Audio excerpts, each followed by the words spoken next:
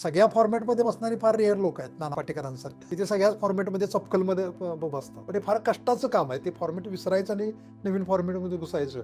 याला बाप माणसं लागतात. म्हणून ते नटसम्राट आहेत ती लोक सगळे. प्रत्येक मुलाखतीत मला वारंवार लोकांना सांगावं वाटतं की तुमच्याकडे जर प्रॉपर बजेट नसेल तर तुम्ही चित्रपटाच्या भानगडीत पडू नका. मग असे जे काय तुम्ही पैसे इन्व्हेस्ट केलात, लाख रुपये असतील, करोड रुपये असतील, ते निष्कारण तुमच्या डब्यात पडून राहतात. प्रॉपर बजेटिंग नसणारे चित्रपट खूप लटकून राहतात. आता मी जे चित्रपट रिलीज केलेले आहे त्यामधलं काही चित्रपटाचं बजेट खरंच कमी होतं, पण त्या लोकांनी जेवढे जेन्युनली काम केलं, त्यांना वाटलं नाही काही केलं ती कलाकृती बाहेर आणायची. त्या लोकांनी बाहेर आणली कलाकृती आणि त्यासाठी आजही स्ट्रगल करत राहतात ते की या कलाकृती मॅक्झिमम लोकांच्यापर्यंत पोहोचावी. शेखर, मी पॉडकास्टच्या माध्यमातून परत एकदा तुला सांगते, तू जी पहिल्यांदा स्क्रिप्ट मला ऐकवली होतीस मढ नावाची, ती मिस करण्यात कोणालाही द्यायची नाही ती स्क्रिप्ट. ती एवढी सुंदर आहे आणि ती राखून ठेवल्या आणि त्याने ठीक आहे डॉक्टर तुम्ही करणार तर करा म्हणून त्यानं ते हे केलं. फार सुंदर स्क्रिप्ट आहे आणि वेगळी एक्स्ट्रॉर्डनरी स्क्रिप्ट आहे. या क्षेत्रात त्यांना प्रत्येकाला सांगेन की तुम्ही जर स्ट्रगल भाकरीसाठी करत असाल आणि म्हणून इथे येत असाल तर फार मोठं नुकसान करताय इंडस्ट्रीचं. पण तुम्ही जर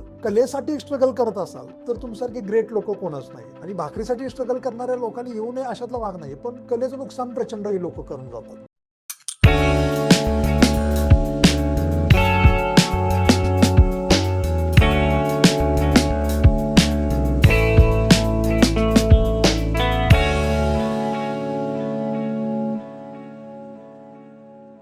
नमस्कार फ्रेंड्स, राहुल देवकते प्रोडक्शन्समध्ये तुमचं स्वागत आहे आणि थँक्यू सो मच की तुम्ही आमच्या एपिसोडला एवढा चांगला रिस्पॉन्स देताय, आम्हाला एवढं प्रेम देताय. तर आजच्या फिल्मी फॅक्टरीच्या एपिसोडमध्ये जे गेस्ट आलेत ते आपल्या पॉडकास्टमध्ये आधीसुद्धा येऊन गेलेत.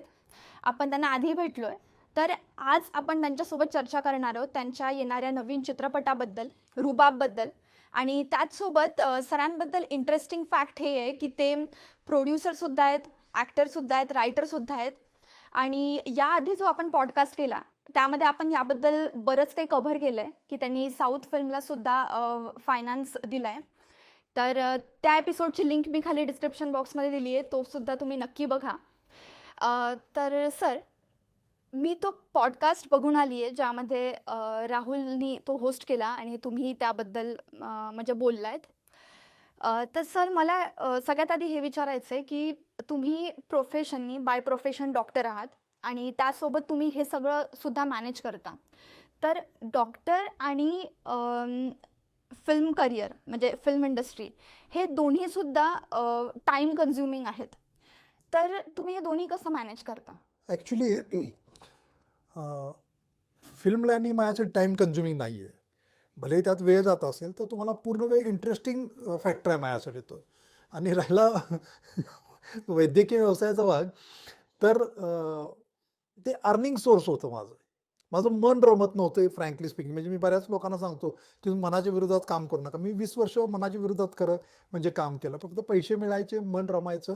हां, त्यात एक चांगली गोष्ट व्हायची माझ्या की माझ्यासोबत जे 2 डॉक्टर होते ते ट्रीट करायचे आणि त्यांचं पेशंटचं मात्र काउन्सिलिंग करायची जबाबदारी माझ्याकडे होतं.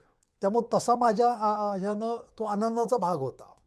पण जास्तीत जास्त कल माझा चित्रपटसृष्टीकडे होता, अभिनयाकडे होता किंवा कलाक्षेत्राकडे होता. त्यामुळे ते मला टाईम कन्झ्युमिंग कधीच वाटलं नाही. अच्छा, म्हणजे तुम्हाला इंटरेस्ट हा आधीपासूनच होता, पण म्हणजे एक अर्निंग प्रोफेशन असलं पाहिजे म्हणून तुम्ही मेडिकलकडे आलात. सुरक्षितता खरं म्हणजे पाहिजेच पाहिजे. म्हणजे माझी एक जुनी आठवण मी सांगतो. आम्ही कॉलेजला असताना निलेश साबळे पण होता. तो एका कॉलेजला तो होता कोल्हापूरच्या तिकडे आणि मी सांगलीत गव्हर्नमेंट कॉलेजला होतो. पण नाटक, युथ फेस्टिवल वगैरे या निमित्तानं आमची भेट वगैरे व्हायची. पण त्यानं पूर्ण वेळ त्यात लक्ष घातलं. म्हणजे 2 गोष्टी आहेत. एक तर तुमच्याकडं आर्थिक सुबत्ता असेल तरी तुम्ही बिंदास काम करू शकता किंवा 100% डेडिकेशन असेल तर. माझ्याकडे आर्थिक सुबत्ता नव्हती. त्यामुळे मी अगोदर ठरलं होतं की इकॉनॉमिकली सेटल व्हायचं आणि मग काय असेल ते या क्षेत्रामध्ये म्हणजे जे तुमचं हे आहे, पॅशन आहे ते जगायचं. आता 20 वर्षानंतर मात्र इकॉनॉमिकली सेट असल्यामुळं मी या इंडस्ट्रीत जे काय करायचं ते मनासाठी करतो. माझा जर समजा ग्राफ तुम्ही काढून बघितला तर मी फक्त नॅशनल अवॉर्ड विनरच्या चित्रपटांच्या बाबतीतच मी जास्त कनेक्टेड असल्याचं दिसेल तुमच्या लक्षात येईल. त्यामुळे मी या क्षेत्रात येणाऱ्या प्रत्येकाला सांगेन की तुम्ही जर स्ट्रगल भाकरीसाठी करत असाल आणि म्हणून इथे येत असाल तर फार मोठं नुकसान करताय इंडस्ट्रीचं. पण तुम्ही जर कलेसाठी स्ट्रगल करत असाल तर तुमच्यासारखे ग्रेट लोक कोणच नाहीत. आणि भाकरीसाठी स्ट्रगल करणाऱ्या लोकांनी येऊ नये अशातला भाग नाही, पण कलेचं नुकसान प्रचंड ही लोक करून जातात. हो, ते बरोबर आहे सर. आणि सर दुसरा प्रश्न असा की तुम्ही प्रोड्यूस केलेत फिल्म्स आणि रायटिंग पण केली आहे, ॲक्टिंग पण केली आहे. तर तुम्ही ॲक्टिंग किती फिल्म्समध्ये केली आहे आतापर्यंत, आणि तुमचा पहिला चित्रपट कोणता, आणि आत्ता जो तुमचा चित्रपट येणार आहे रुबाब, त्यामध्ये तुमचं कॅरेक्टर काय आहे, तर यात तुमचं कास्टिंग कसं झालं? 2018 पासून जवळजवळ मी 19 चित्रपटामध्ये ऍक्टिंग केलेलं आहे. एक दुसरी गोष्ट म्हणजे यातले रिलीज होणारे चित्रपट मात्र मागच्या वेळेस 3 रिलीज झाले आणि आता 2026 मध्ये 6-7 चित्रपट रिलीज होतील. ओके. आणि उरलेले चित्रपट अजून रिलीज झालेले नाही. खरं म्हणजे त्यावर मला फार बोलावंसं वाटतं नेहमी. म्हणजे प्रत्येक मुलाखतीत मला वारंवार लोकांना सांगावंसं वाटतं की तुमच्याकडे जर प्रॉपर बजेट नसेल तर तुम्ही चित्रपटाच्या भानगडीत पडू नका. मग असे जे काय तुम्ही पैसे इन्व्हेस्ट केलात, लाख रुपये असतील, करोड रुपये असतील, ते निष्कारण तुमच्या डब्यात पडून जातात. प्रॉपर बजेटिंग नसणारे चित्रपट खूप लटकून राहतात. आता मी जे चित्रपट रिलीज केलेले आहेत त्यामधलं काही चित्रपटाचं बजेट खरंच कमी होतं, पण त्या लोकांनी जेवढे जेन्युनली काम केलं, त्यांना वाटलं नाही काही केलं ती कलाकृती बाहेर आणायची, तर त्या लोकांनी बाहेर आणली कलाकृती आणि त्यासाठी आजही स्ट्रगल करत राहतात ते की या कलाकृती मॅक्झिमम लोकांच्यापर्यंत पोहोचावी. त्या सगळ्या कलाकृती ज्या रिलीज झाल्या त्या अवॉर्ड विनिंग विनरच आहेत. आणि आता जे पुढं भविष्यामध्ये ज्या माझ्या कलाकृती आहेत त्या मात्र एकदमच चांगल्या आहेत. म्हणजे उदाहरण दाखल प्रिझम येतोय. प्रिझममध्ये जे काय 5 पात्रांच्या भोवती कथा फिरते त्यातले एक पात्र मी आहे, मोठा रोल आहे. त्यानंतर डांगडिंगचे जे एक आहे तर तो चित्रपट खरं बाहेर आला पाहिजे, खूप चांगला चित्रपट, तो 2026 मध्ये येईल. तो इंटरव्ह्यू नंतर मी पूर्ण वेळ आहे फार इन्स्पेक्टरची एक भूमिका करतो. आणि आता जो रुबाब येतोय तर रुबाब चित्रपटामध्ये मुलीच्या बापाचा रोल मी करतोय. ओके. हा, मुलीच्या बापाचा रोल करतोय. म्हणजे मेन लीडच्या पप्पांचा रोल. हा, जी लीडची हिरोईन आहे तिच्या वडिलांचं भूमिका मी करतो आणि मेजर असा त्यामध्ये रोल आहे. म्हणजे ज्यावेळेला आमची एक टेक्निकल प्रिव्ह्यूची मीटिंग झाली, मी अजून सिनेमा बघितलेला नाही, त्याला निर्मात्याने मिठी मारल्या, माझ्या लक्षात आलं की आपला हे चांगलं झालेलं आहे, अभिनय चांगला झाला आहे असं का. ॲक्च्युली पहिलं कास्टिंग मी नव्हतो त्या याचं, म्हणजे त्यासाठी त्या कॅरेक्टरसाठी दुसरंच कुणाला तरी बोलवलं गेलं होतं. आणि नंतर आमची एक पलक नावाची मुलगी आहे जी माझ्या सफरचंद चित्रपटाच्या वेळेस हे करायचे, मेकअप वगैरे बघायची आणि ड्रेस पण हे करायचे, कॉस्ट्युमचं डिपार्टमेंट बघत होते. तिनं सहज शेखरला सुचवलं की सर तुमचेच मित्र आहेत ते प्रमोद काळे सर, त्यांना एकदा मागून, ते म्हणाले एकदा त्यांचं एक ऑडिशन मागवून घ्या आणि त्यांना प्रत्यक्ष भेटायला आपण बोलवू. मी भेटलो आणि त्यांना लक्षात आलं की अरे हे मी सांगेल त्यापेक्षा वेगळं करून दाखवायचा प्रयत्न करतात. आणि त्यामध्ये झालं, कास्टिंग केलं आणि मला आवडता रोल मिळाला खरं म्हणजे. Okay sir. आणि सर आता आपल्या ऑडियन्सला सांगायचं आहे की अल्ल्याड पल्ल्याड, तेंडल्या आणि कस्तुरी या फिल्मचं प्रमोशन सरांनी केलं आहे. तर सर रुबाबचं सुद्धा प्रमोशन तुम्ही करताय का? म्हणजे या प्रमोशनचं काम पण तुमच्याकडे दिलंय का? आता कसं आहे, हे जे पहिल्या 2-3 चित्रपटांची तुम्ही नावं जी घेतली ती आम्ही ऑर्गॅनिक पद्धतीनं प्रमोशन केलेले चित्रपट आहेत. म्हणजे त्या चित्रपट मला आवडले तरच मी ते प्रमोशन करणार आहे, हा पहिला मुद्दा होता. मी असं म्हणेन की तेंडल्यानं ॲक्च्युली सोशल मीडियावरचं माझं करिअर घडवलं आहे. कारण तेंडल्याच्या ॲक्च्युली मेकिंगमध्ये मी नाही आहे, पण ज्याला त्याचे दिग्दर्शक सचिन जाधव आहे, तो मित्र पण आहे माझा आणि आम्ही एका गावचे आहोत. त्यानं मला ज्याला पहिला बोलले की सर मला मदत हवी आहे तुमची, जरा प्रमोशन कराल का. तर मजेशीर गोष्ट अशी केली त्यामध्ये की तेंडल्याचं स्क्रिप्ट वेगळं आणि प्रमोशनचं अख्खं स्क्रिप्ट मी वेगळं केलं, जे लोकांना फार आवडायचं. ते अरे प्रमोद काळे सर जे लिहितात सोशल मीडियावरती ते फार भन्नाट असतं.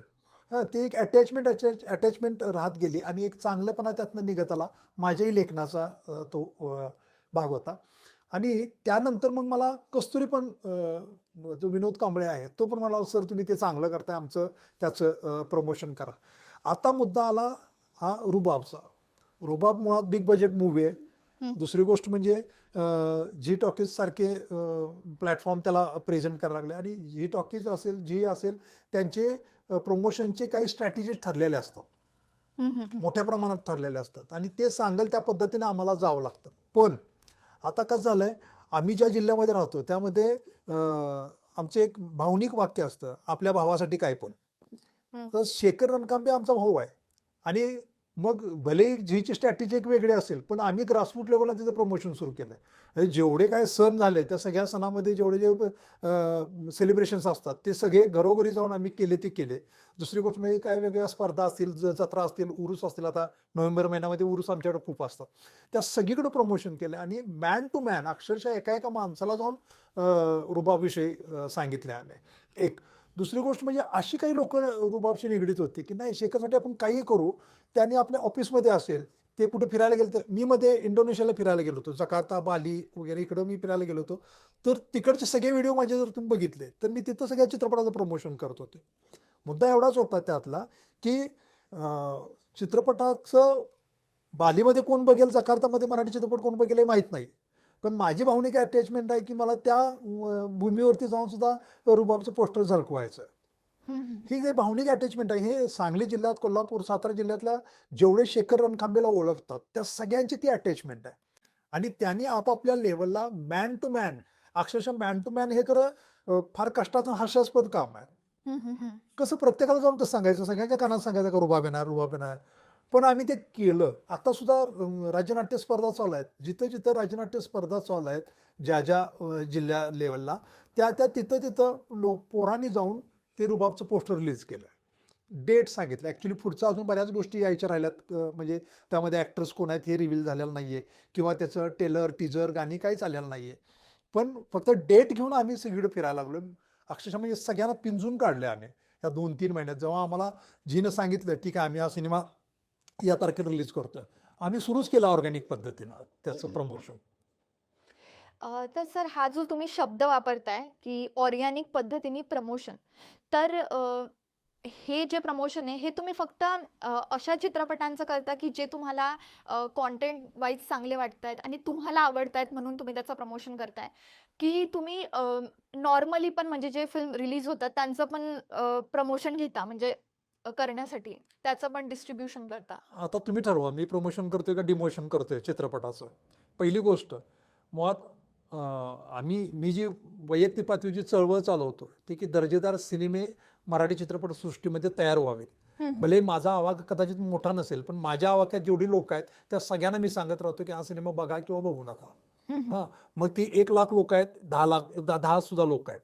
मला तो फरक पडत नाही. मी एका माणसाला सांगितलं त्यांनी नाही बघितलं तरी मला ते पुरेसं आहे की घाणेरडा चित्रपट आहे तुम्ही बघू नका.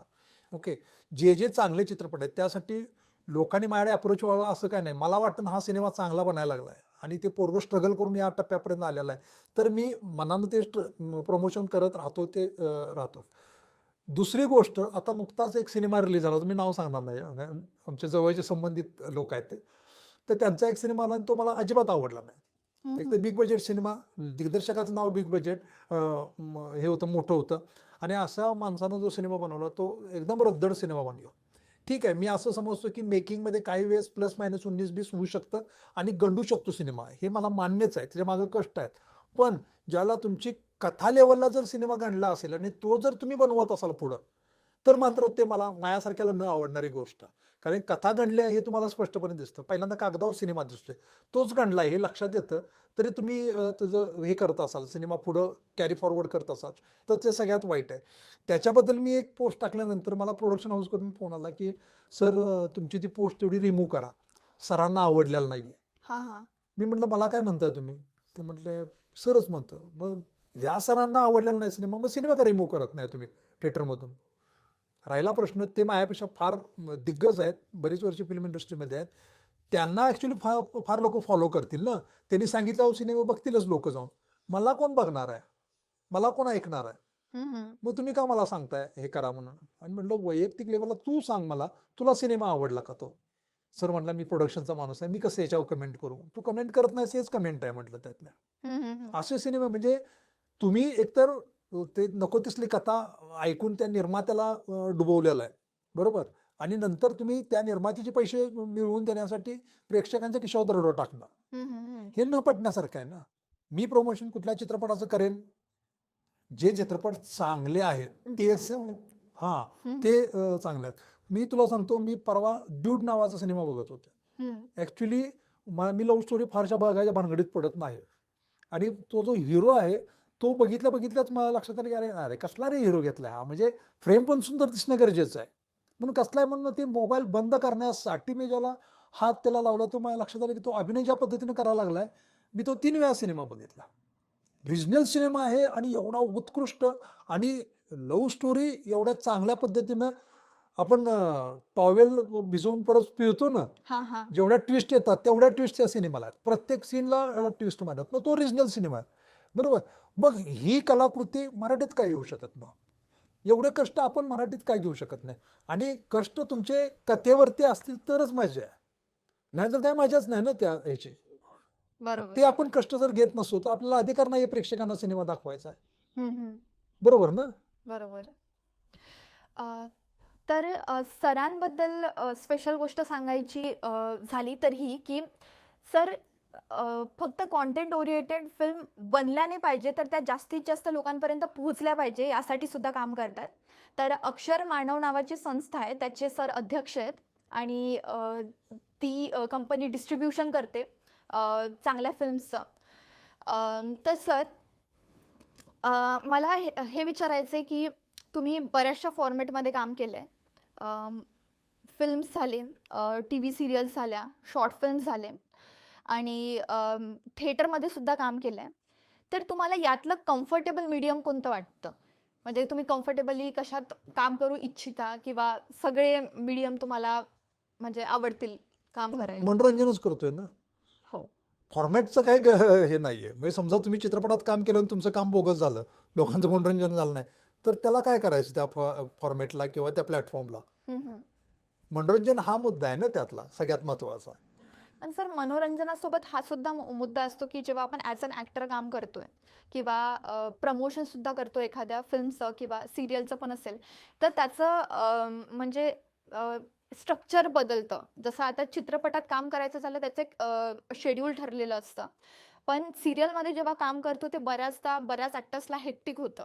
तर मग त्यानुसार सुद्धा म्हणजे ॲक्टर्सचे चॉईसेस असतात की मला फिल्मच करायचे किंवा मी या फॉर्मॅटमध्ये कम्फर्टेबल आहे. तसं तुम्ही कोणत्या फॉर्मॅटमध्ये कम्फर्टेबल आहात? नाही, अजिबात नाहीये. कारण की माझं हा कन्सेप्ट क्लिअर आहे, की प्रत्येकाला म्हणजे थिएटरचे आर्टिस्ट आणि त्याचे प्रेक्षक हे वेगळे आहेत. टीव्ही मालिका बघणारे, टीव्ही बघणारे प्रेक्षक वेगळे आहेत. त्यांची चॉईस वेगळी आहे. बरोबर. आता इथं परत मजेशीर गोष्ट अशी आहे, की कुठल्या फॉर्मॅटमध्ये कुणी काम करायचं हा प्रत्येकाचा कम्फर्ट झोन आहे. बरोबर आहे का? आता कम्फर्ट झोन आणखी कशा अवलंबून आहे माहिती आहे का? तुमच्या अभिनयाच्या मर्यादा आणि तुमच्या आर्थिक गरजा काय आहेत. हम्म. बरोबर. काही लोक असे असतात की नाही माझी रोजीरोटी चालायला पाहिजे म्हणजे मग ते टीव्ही मालिका करत नसतात. ज्यांना टोकाचा स्ट्रगल करायचा आहे ते थिएटर करत राहतात आणि ज्यांना ग्लॅमर पण पाहिजे, पैसे पण पाहिजे आणि कष्टही करायचे आहेत ते मग ते चित्रपट विभागाकडे येतात.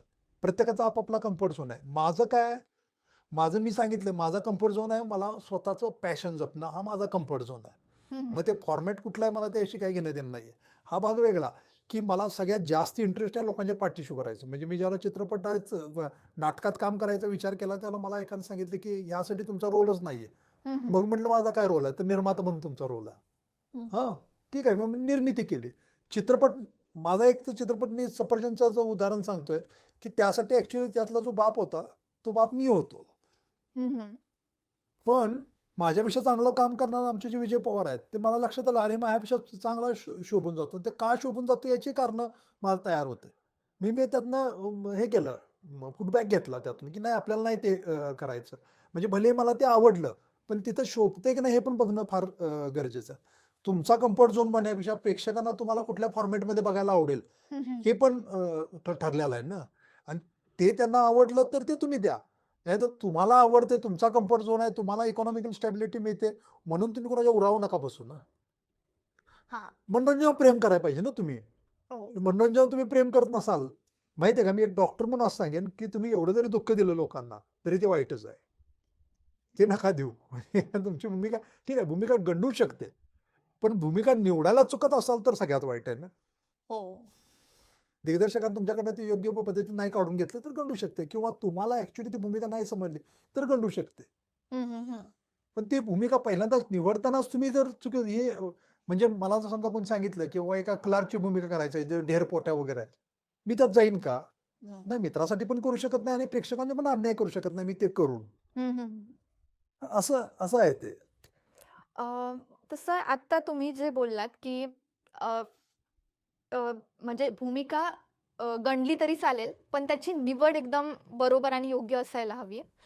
तर सर हे जे निवडीबद्दल तुम्हाला जे समज आलेली आहे किंवा ज्या पण गोष्टी कळायला लागल्या आहेत, तर त्याचं कुठेतरी श्रेय तुम्ही थिएटरला द्याल का? म्हणजे तुम्ही थिएटर केलंय का? आणि पहिलं जे व्यावसायिक तुमचं नाटक होतं ते कोणतं होतं? कारण ॲक्टिंगचा पहिला पाया थिएटरला मानला जातो. तर जर तुम्ही थिएटर भरपूर केलंय तर ही समज डेव्हलप होण्यामध्ये थिएटर मदत करतो. तर याबद्दल तुम्हाला काय बोलायचं आहे? म्हणजे थिएटरविषयी तुम्हाला काय बोलायचं आहे? ॲक्च्युली माझं नाट्यशास्त्र म्हणजे माझी डिग्री आहे. ओके. आणि मी अभिनय पण करत होतो. मी ॲक्च्युली नाटक नाही केलेलं, मी एकांकिका खूप केलेलं आहे. हं, हं. तो एक पाया तयार होतोय अभिनयाचा, हे सगळं मान्य आहे. पण दुसरा प्रॉब्लेम असा आहे की ज्याला तुम्ही कॅमेरा फेस करत असता त्यावेळेला मात्र तो आणि हा अभिनयामध्ये फरक राहतो. हो.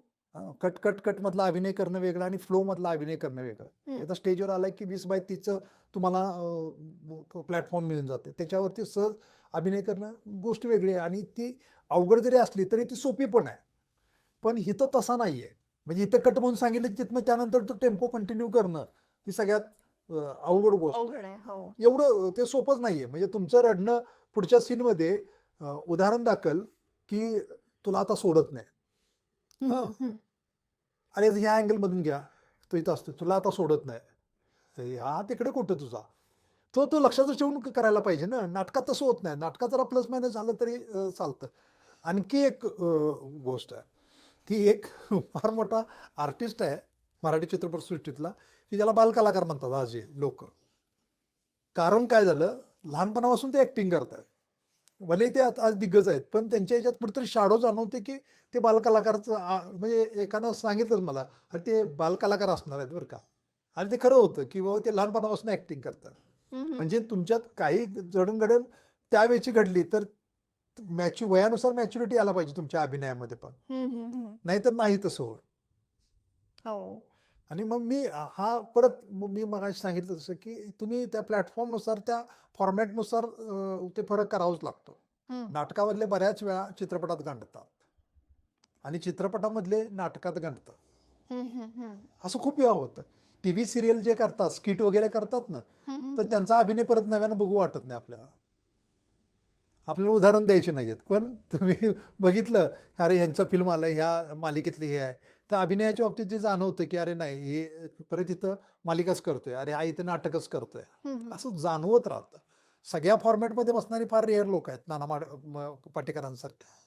की ते सगळ्याच फॉर्मॅटमध्ये चपकलमध्ये बसतात. हं, हं. पण हे फार कष्टाचं काम आहे. ते फॉर्मॅट विसरायचं आणि नवीन फॉर्मॅटमध्ये घुसायचं. याला बाप माणसं लागतात. म्हणून ते नटसम्राट आहेत ती लोक सगळे. हो, हो. मग सर तर तुम्ही रायटिंग सुद्धा करता. तर तुमचं जे पुस्तक आहे चहा मारे आलं होतं. हां, हां, हां. तर तुम्ही त्याबद्दल काय बोलाल? आणि हे पुस्तक तर मेडिकल संबंधातलं आहे. तुम्ही लिटरेचरबद्दल किंवा नाटकांबद्दल काय-काय लिहिलंय आतापर्यंत? ऍक्च्युली किंवा हां. चहामारीबद्दल जर सांगायचं गेलं, भले ते मेडिकल फॅकल्टीज रिलेटेड आहे, पण त्याच्यामध्ये साहित्य आहे. मजेशीर गोष्ट अशी आहे की त्या पुस्तकावरती एक मालिका पण येते. ओके. म्हणजे याचा अर्थ ते कलेशी निगडीत आहे ना. यामध्ये मजेशीर गोष्ट अशी आहे की जेवढे जेवढे मी वैद्यकीय व्यवसाय करत असताना जे अवली पेशंट माझ्या वाट्याला आले, मी एक्स्ट्रा ऑर्डिनरी काहीतरी विचित्रपणे वागणारे अशी जी लोक आली त्यांचे व्यक्तिमत्व मी लिहून काढलं होतं. आणि पूर्वी एक टीव्ही सिरियल होते, तुम्ही काय जन्माला पण आला नसाल, मालगुडी डेज नावाची. हां, नाव आहे. हां. तर मालगुडी डेजमध्ये जसं रोज रोज एक नवीन एपिसोड यायचे, रोज रोज एक नवीन कॅरेक्टर दाखवलं जातं किंवा व्यक्ती आणि वल्ली जशी पुस्तक आहे तसं हे पुस्तक आहे. आणि एक डॉक्टर हा बेस्ट ठेवून त्याच्यावरती जे जे पेशंट त्या डॉक्टरला भेटत राहतात ते प्रत्येक एपिसोडमध्ये दिसणार आहे. हं, हं. म्हणजे त्यातनं परत लक्षात आलं की अरे याची चांगली मालिका होऊ शकते. हां, हां. आणि ते भले साहित्य म्हणून मी लिहिलं गेलं, गंमत जम्मत म्हणून हे केलं. त्याचे फार मोजके म्हणजे जे काय हे आले, पुस्तकं विकली गेली, ती ज्यांनी प्रिंट केल्यात त्यांनी विकल्यात. माझ्याकडे मला जे प्रिंट होऊन पुस्तक आलं ते मी विकलेलं नाही. मी फक्त ते गिफ्ट देण्यासाठी ठेवलेलं आहेत. हं, हं. म्हणजे मार्केटमध्ये ते साहित्य नाही आहे. कारण मला त्यामधनं आता जे मालिका त्याची बनणार आहे ती त्याचीच बनणार आहे. एक आणि दुसरी गोष्ट म्हणजे एकांका वगैरे विचारते, 100 एकांका मी लिहिलेल्या आहेत. आणि पूर्वी जेवढ्या एकांका मी लिहिल्या त्यातल्या बऱ्यापैकी एकांकित मी काम पण करायचं, ते डिरेक्शन पण करायचं. तुमच्या पॉडकास्टच्या माध्यमातून त्या सगळ्या लोकांचे आभार मला म्हणायचे आहेत, सॉरी पण म्हणायचं आहे की मी जे काही चुकीचं शिकवत होतो ते करत गेले. ओके. हां. आणि मी शिकत गेलो खरं म्हणजे. आणि आता त्या माझ्या पहिलं पुन्हा मानव नावाचं माझं पहिली एकांक होती, त्यामधले सगळे जे कलाकार वगैरे होते ते आता क्लास 1 ऑफिसर, एक्झिक्युटिव्ह ऑफिसर वगैरे मोठमोठ्या पदावर आहेत. ते काय त्यांनी पॉडकास्ट बघितलं तर त्यांनाही आठवणी जाग्या होतील. पण मला खरंच वाटतं की मी त्याला जर चुकत होतो आणि ते चुकीच्या गोष्टी ते स्टेजवरती परफॉर्म करत होते. हं, हं, हं. पण मी समृद्ध होत गेलो त्यातनं. मला शिकत शिकत शिकत बऱ्याच गोष्टी शिकता आल्या त्यातून. हं, हं, हं. सर आता तुम्ही बोलले की तुमच्या पुस्तकावर एक नवीन मालिका काढण्याचं म्हणजे तुमचं सुरू आहे, प्लॅन सुरू आहे. तर हा जो आता आपण जिथे बसलोय तुमचा स्टुडिओ आहे हा, तर हा प्री प्रोडक्शन स्टुडिओ म्हणजे चालू करण्याच्या मागे हाच उद्देश आहे का की तुम्ही आता जे पण काही ॲज अ प्रोड्युसर किंवा डिरेक्टर स्वतः बनवाल तर ते तुम्ही तुमच्या स्टुडिओमध्ये बनवाल, कारण तुम्हाला एक मोठा एक्सपिरियन्स आहे प्रोडक्शनचा. तर स्वतः बनवणे आणि प्रोड्यूस करणे आणि त्याचं डिस्ट्रीब्युशन करणे जास्त सोपं वाटतंय आणि म्हणजे स्वतःची जी सिरियल आहे ती स्वतः म्हणजे प्रोड्यूस करावी असं काही म्हणजे चालू आहे डोक्यामध्ये? कसं आहे, माझ्याकडे आता जे अप्रोच झालेले आहेत ते म्हणाले की सर आपण मिळून ते मालिका करायची. हम्म, ओके. आता ते थोडासा सेफर झोन असतो तो, म्हणजे एकाला दोघं असले की बरं पडतंय. हम्म, ओके. ही एक गोष्ट. आणि मागच्या पण मी एकदा पॉडकास्ट मी सांगितलं की मी साऊथला फायनान्स करतो, चित्रपटांना पैसे देतो आणि त्याच्या बदल्यात मला काही वेळेस व्याज मिळतं. मी बँकिंग थोडक्यात ते याच्यातलं. किंवा काही चित्रपट जर चांगले असतील, आता 1 जानेवारीमध्ये सिनेमा रिलीज होतोय, तिथं मात्र मी पार्टनरशिप करतो. म्हणजे मला त्यातले व्याजाचे बँकिंग स्वरूपात पैसे नकोत, तर मला त्यामध्ये शेअर्स पाहिजे, कारण सिनेमा खूप चांगला बनला. आता ज्या चांगल्या चांगल्या गोष्टी आहेत त्यासाठी मला हे करायचं आहे, म्हणजे फायनान्स करायला आवडेल. मराठीत मी एवढं धाडस आता करत नाही, पण एका चित्रपटात म्हणजे आता शेखर रणकांबळेचे नाव घेतलं. शेखर, मी पॉडकास्टच्या माध्यमातून परत एकदा तुला सांगतोय, तू जी पहिल्यांदा स्क्रिप्ट मला ऐकवली होतीस मढ नावाची, ती मीच करणार, तर कोणालाही द्यायची नाही ती स्क्रिप्ट. तर ती एवढी सुंदर आहे आणि ती राखून ठेवल्या आणि त्याने ठीक आहे डॉक्टर तुम्ही करणार तर करा म्हणून त्यानं ते हे केलं. फार सुंदर स्क्रिप्ट आहे आणि वेगळी एक्स्ट्रॉर्डनरी स्क्रिप्ट आहे. अशी काही स्क्रिप्ट आहेत की ज्या मला करायच्या. आता तुम्ही म्हणाल की मराठीत लगेच काय पैसे गुंतवत नाही, तर मराठी स्थिती अजून एवढी चांगली नाही. ओके. की त्यात खूप पैसे गुंतवले आणि परत मिळाले. पण जे आता आम्ही ज्या छोटे-छोटे प्रयत्न करायला लागलोय, की चांगलं बनवत असतील त्या लोकांच्या पाठीशी उभं राहायचं. आता आमचा उमेश मालन नावाचा मित्र आहे. तो एक चांगला सिनेमा बनवायला लागला. शूट चालू आहे त्याचं. आता माझं तिथं शूट चालूच होते माझं. मी जे ॲक्ट करतोय तो. तर या लोकांच्या पाठीशी हमखास उभं राहायचं. त्यांना जे काय हे पाहिजे म्हणजे टेक्निकल गोष्टी ते सांभाळतात, क्रिएटिव्ह गोष्टी सांभाळतात, पण त्याच्या व्यतिरिक्त सोशल लेव्हलला ज्या काही अडचणी येतात, त्या सगळ्या सांभाळायची तयारी आमची असते. म्हणजे मग पोलीस स्टेशनच्या काही परवानगी असतील किंवा स्थानिक पातळीवरच्या काही परवानगी असतील, लोकांची मदत हवी असेल, काही आर्टिस्ट उपलब्ध करून द्यायचे असतील, काही फ्री ऑफ कॉस्ट उपलब्ध करून द्यायचे, कमी बजेटमध्ये उपलब्ध करून द्यायचे असतील, या ज्या गोष्टी त्यांना फार डोकं खाऊ वाटत असतील तर त्या दृष्टिकोनातून मदत करायची. ही एक प्रकारचं प्रोडक्शनचंच भाग आहे ना. किंवा मग त्यांना प्रोडक्शनसाठी भले डायरेक्ट इन्व्हेस्ट करत नसू तर कमी बजेटमध्ये कसं बसवून देऊ यासाठी इन्व्हेस्टमेंट करत असतो. आता राहिला ह्या स्टुडिओबद्दल, प्री प्रोडक्शन स्टुडिओबद्दल तुम्ही विचारलं. याचे 2 उद्देश आहेत. एक तर मला नेहमी वाटतं की माझ्या अवतीभोवती कला क्षेत्रातल्या लोकांनी वावरावं. म्हणजे आता तुम्हाला पॉडकास्ट तुम्ही दुसरीकडे करणार म्हणतो होता, पण मी इथं बोलवायचं कारण असं की मला आवडतं इथं थांबा, तुम्ही बघा.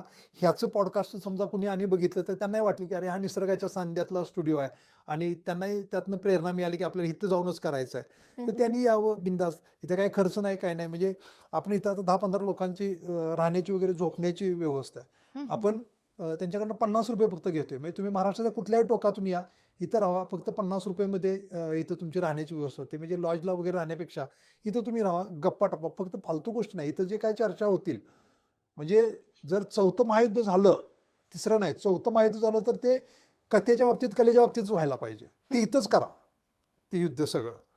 आणि इथं राहावं. म्हणजे त्या पोरांना थोडंसं रिलॅक्स राहते की बाबा आपल्याला हक्काचं ठिकाण इथं आहे.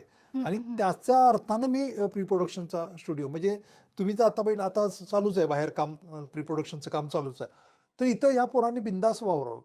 या पोरांना आताही जर जाऊन विचारलं तर आता मी पॉडकास्ट निमित्तच वर आलो, नाही तर ते इथं महिनाभर झालं इथं राहिलं, मी वरती फिरकत पण नाही. तुम्ही बिंदास्त एन्जॉय करा, माझं कसलंही बंधन असणार नाही. फक्त फक्त जो काही दंगा ऐका येईल त्या कथेचा, डायलॉग म्हणता, डिलिव्हरीचा, असलेच तुम्हाला ते हे यायला पाहिजे.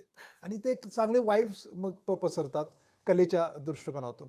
आता इथं मी ज्या एरियात राहतो इथं लोकांचं एक आकर्षणाचं ठिकाण ह्यासाठी झालं होतं की अरे इथे एवढं मोठं वडा झाड सरांचं आहे, तिथं घराचं झाड आहे, वडावरती घर आहे. हे जर असलं, पण आता दुसरा एक मत झालं की अरे इथं कलेच्या क्षेत्रातल्या सगळी लोक येतात आणि इथं सगळे कलेच्या क्षेत्रातली चित्रपटाची, नाटकाची सगळी कामं इथं चालतात आणि एक बघण्याचा दृष्टिकोनच एकदम पॉझिटिव्ह झाला लोकांचा. हे चांगलं घर आहे असं. तर फ्रेंड्स, जसं तुम्ही ऐकलं असेल की नवीन फिल्म मेकर्स ज्यांना स्टुडिओची गरज असते, तर हा स्टुडिओ तुमच्यासाठी ओपन आहे. तर तुम्ही येऊ शकता आणि तुमच्या स्टुडिओचं एडिटिंग किंवा जे पण काही काम स्टुडिओमध्ये होतं ते तुम्ही करू शकता.